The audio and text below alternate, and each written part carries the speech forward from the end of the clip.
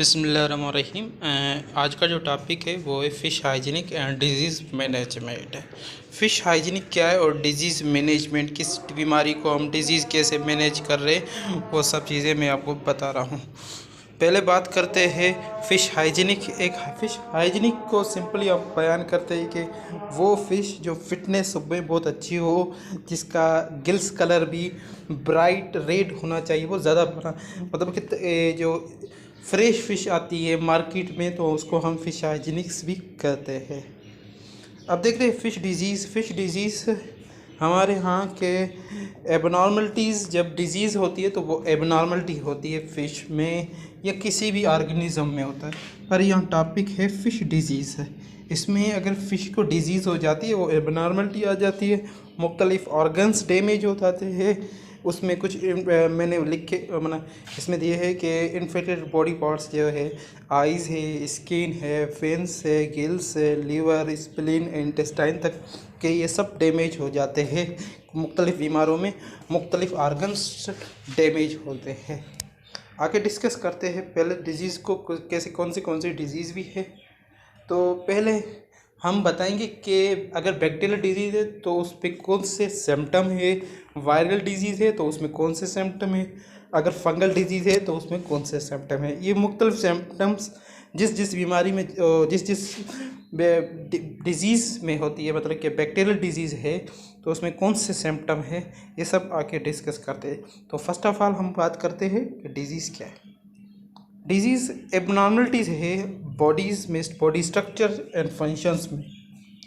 It may be cause factor originally external source, मकसद के बाहर के जो इन्वायरमेंटली सोर्स है, जहाँ तक के बैक्टीरिया हो गया, वायरस हो गया, ये बाहर के मतलब सोर्स है, तो इसको इन्फेक्ट करती है, इस डिजीज़ काज करते हैं। तो is caused by internal dysfunctions, मतलब कि बॉडीज़ के अंदर वो जाके वो उसको डैमेज भी कर लेते हैं। इसमें मुख्तलिफ एबनॉर्मलिटीज़ नज़र आती है, सिम्टम नज़र आते हैं, तो ये डिजीज़ है। Bacterial disease, different bacteria effect करते हैं डिफरेंट बॉडीज़ पार्ट को।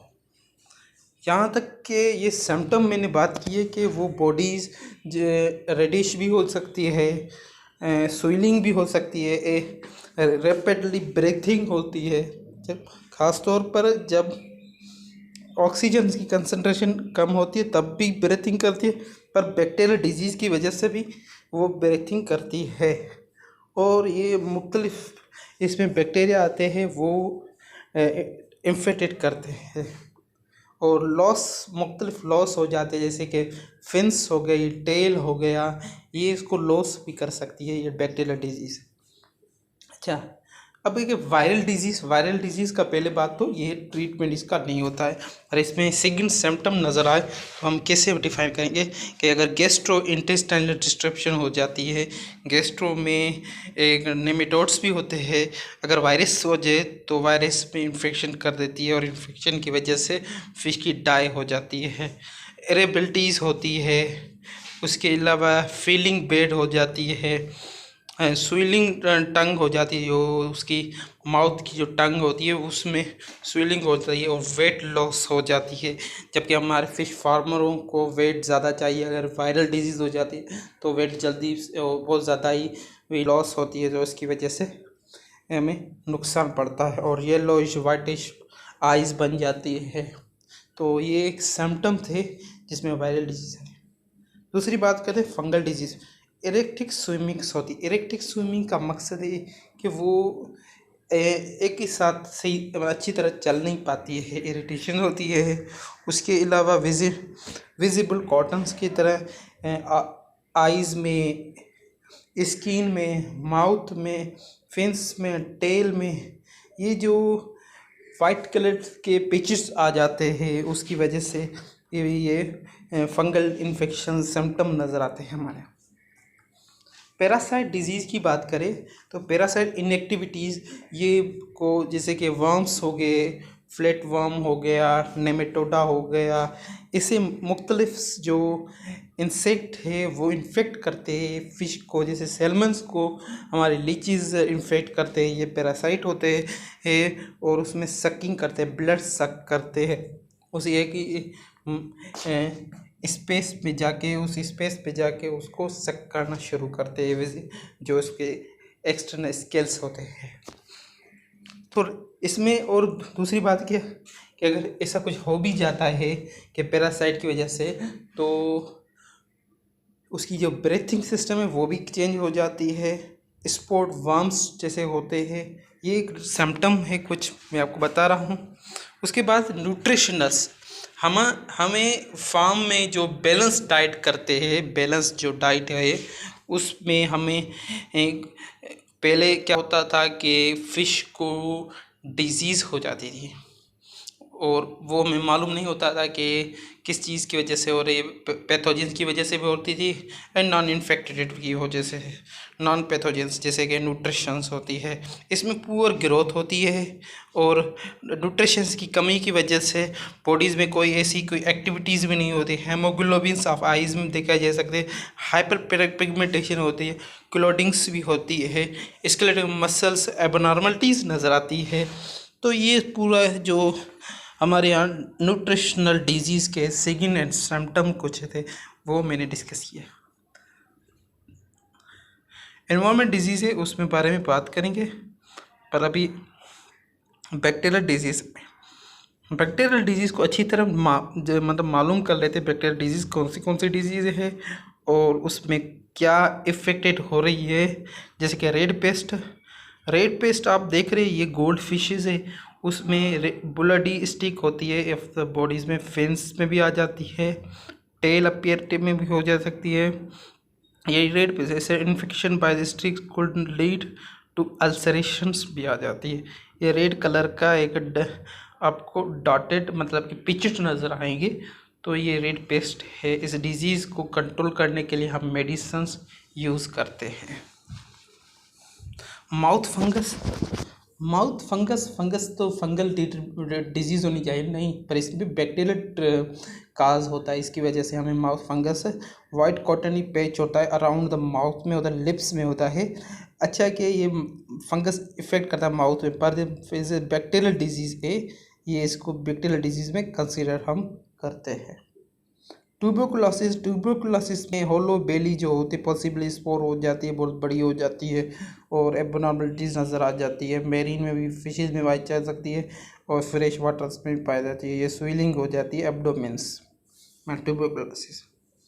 और इसका अगर ट्रीटमेंट देखा जा सके, कोई ट्रीटमेंट नहीं है, ये पेस्टिंग डिस्ट्रॉय किया जा सके। अगर कोई वायरस फिशेज डिजीज़ आ जाती है तो वायरस का कोई एंटीबायोटिक ट्रीटमेंट नहीं है, तो इसलिए हम क्या करते हैं, डिस्ट्रॉय कर देते हैं और बाहर निकाल लेते हैं।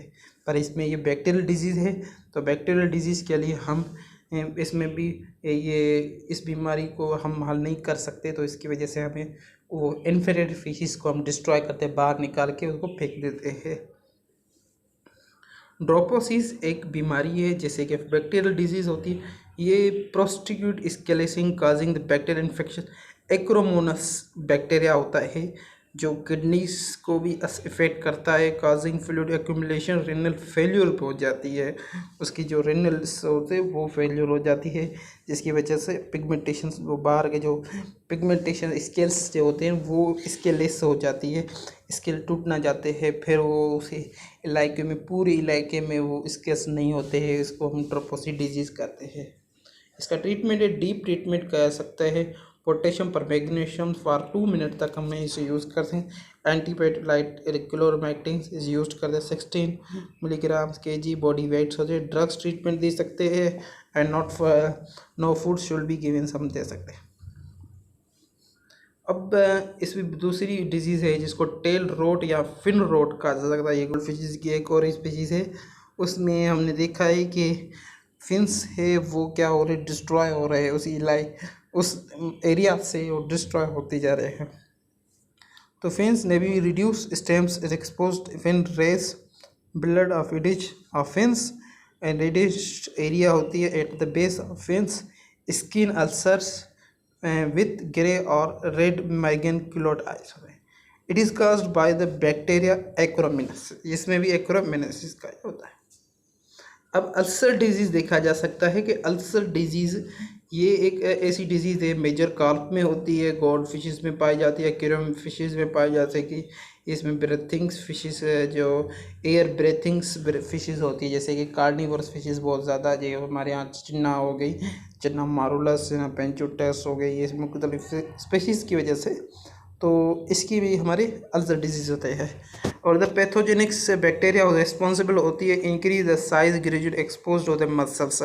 इसका जो मसल्स होता है वो एक्सपोज हो जाता है, एक के वहाँ टूट जाता है, वो ख़राब हो जाता है उस पर मसल्स, और उसकी वजह से वहाँ डिस्ट्रॉय होता है, ज़रा उस एरियाज़ को डिस्ट्रॉय देते हैं। जैसे कि आपने पिक में देख रहे हैं कि उसमें उस एरिया डिस्ट्रैक्शन हो रही है। अच्छा, ये काज जो डिजीज़ काज कौन सा बैक्टीरिया का? सीडोमोनस पेंचोटा। सीडोमोनस पेंचोटा इसका काज होता है अल्सर डिजीज़ का। फिरनोलस कोलस, ये भी एक बैक्टीरियल डिजीज़ है।